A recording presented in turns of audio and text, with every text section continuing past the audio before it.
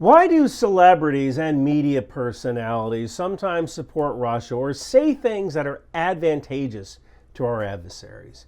The simple answer, and the one that people often cite, is, oh my God, they're compromised by Russia, or they're paid by Russia. But it's actually a little bit more nuanced than that. So I want to focus on how human intelligence officers get people to work for them. And in regards to that, you'll often hear the acronym MICE, which means money, ideology, compromise, and ego. This is how you flip someone, is one of those four things, or sometimes a combination of a couple of them. Now, quick note, former CIA intelligence officer Andrew Bustamante, who is the real deal, uses a different acronym he calls RICE, kind of swapping out the M for the R. And in this case, the R stands for reward. And that reward might be anything. It could be money, it could be drugs, it could be some sort of sexual proclivity that only your handler can provide. But in this example, I'd like to stick with MICE because a lot of the people I'm talking about are the kind of public figures who make money on the internet by having shows or going on podcasts. This whole setup here, this costs money. All my equipment costs money. Paying an editor to produce or traveling for a video, it costs money. So you need money. And I can tell you this, I have an agent. And my agent will come to me with probably about 4 new advertisers every month, and I reject almost all of them. I only use products that I personally endorse. I use Ground News, I use PIA VPN, I use Lumen, this thing here. So let me talk about this thing for a moment because it's actually allowed me to lose 6 pounds in 7 weeks. When I left the military, I was 175 pounds. 10 years later, I was up to 232 pounds. And even though I'm a runner and I lift weights, I could never seem to lose weight. And that's when I started using Lumen. Lumen is the world's first handheld metabolic coach. It's a device that measures your metabolism for your breath. And through this thing, I can figure out whether my body is burning fat, carbohydrates, or a mixture of both. I even get a personalized nutrition plan. Let me show you how this thing works. Inhale deeply through your lumen. Hold your breath.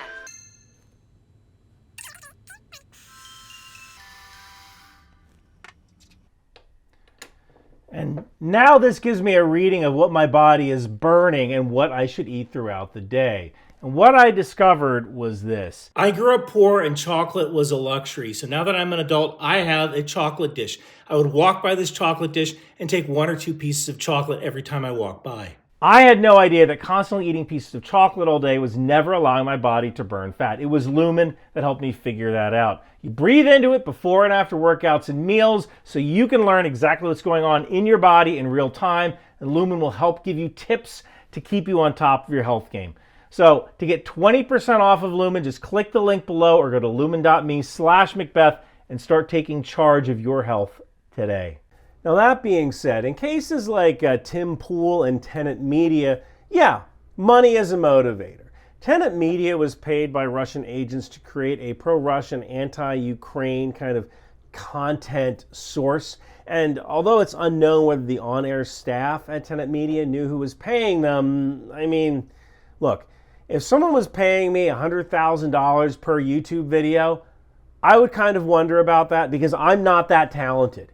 And I got news for you, Tim Pool isn't that talented either. But this doesn't explain people like Tucker Carlson, Alex Jones, Scott Ritter, John Mersheimer, or even Colonel Douglas McGregor, who should know better. These are all people, maybe with the exception of Scott Ritter and Alex Jones, who have money. Tucker Carlson comes from a wealthy family. Colonel Douglas McGregor has a pension. John Mersheimer is a professor and has written a couple of books.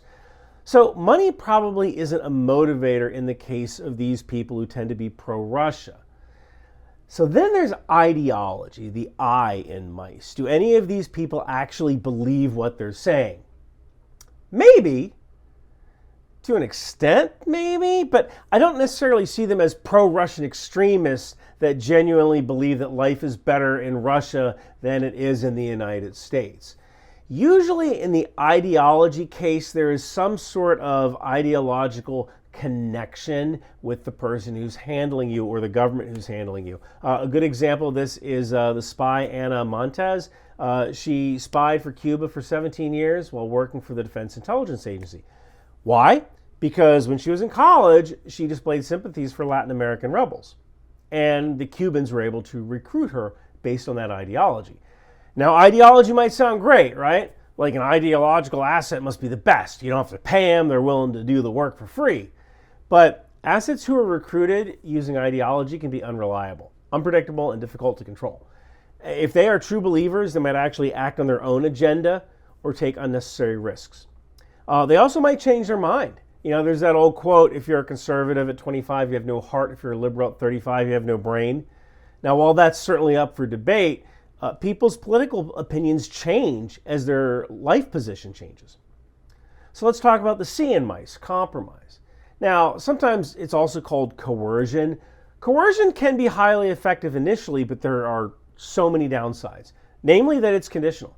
The second the person you coerced can find a way out, they're gone. And the other problem is that oftentimes these people will give you just enough information to satisfy their handlers, but hold back critical intelligence to protect themselves.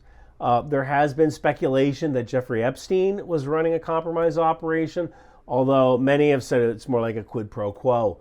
Like it's the same reason why people who sell you timeshares give you a free buffet or a free lunch before the pitch. You know, I did this nice stuff for you. I need you to step up and help me out now, right? Then there's that last thing, ego. And I think that's the real explanation. I've been on a lot of TV shows and podcasts as a talking head, and when I get that call or that email to come on someone's show, it feels amazing. Now, someone thinks what you have to say is important. And I know in my case, have you ever heard of stage fright? Because I don't know what that is. Like, I've heard of it, but look, I love performing.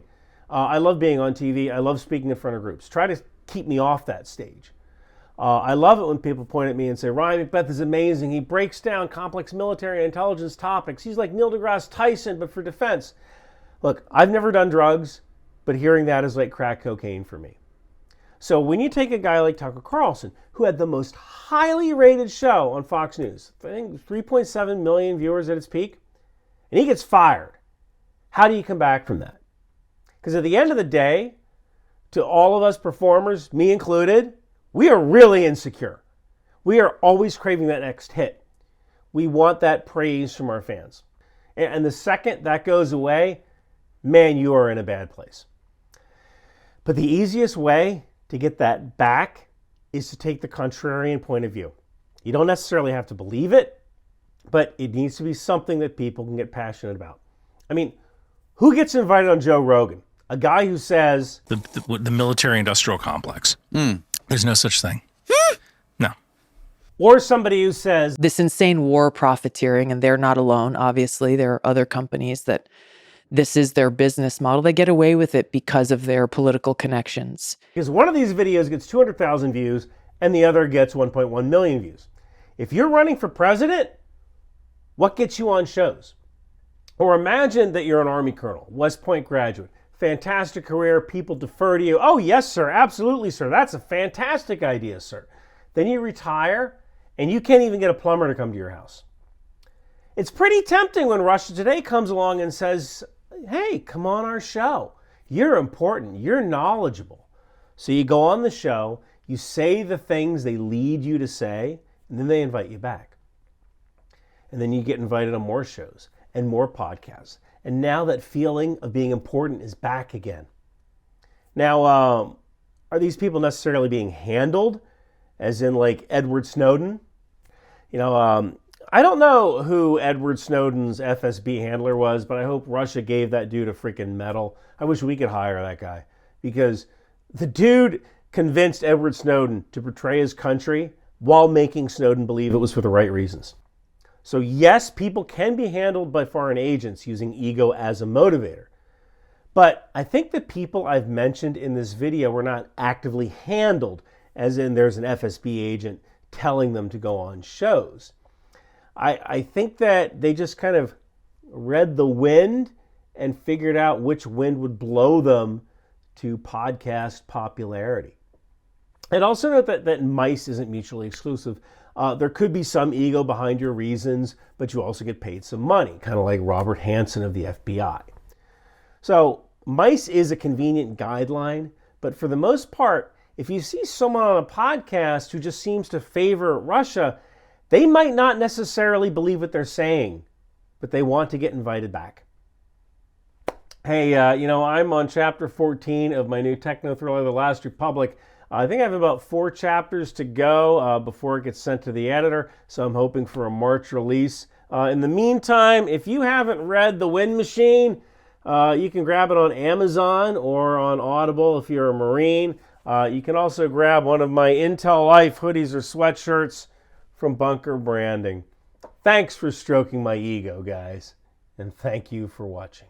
It's me, Captain Bannon of the documentary Team Yankee. When I'm not kicking commie butts, I'm wearing t-shirts from Ryan Macbeth available at Bunker Branding. Knife hands, HIMARS, landmines, Patriot, and even my favorite, the TOW missile. Mushna, we want t-shirt too. Take a hike, commie. So come on down to Bunker Branding and take a stand for what's really important about America. Capitalism.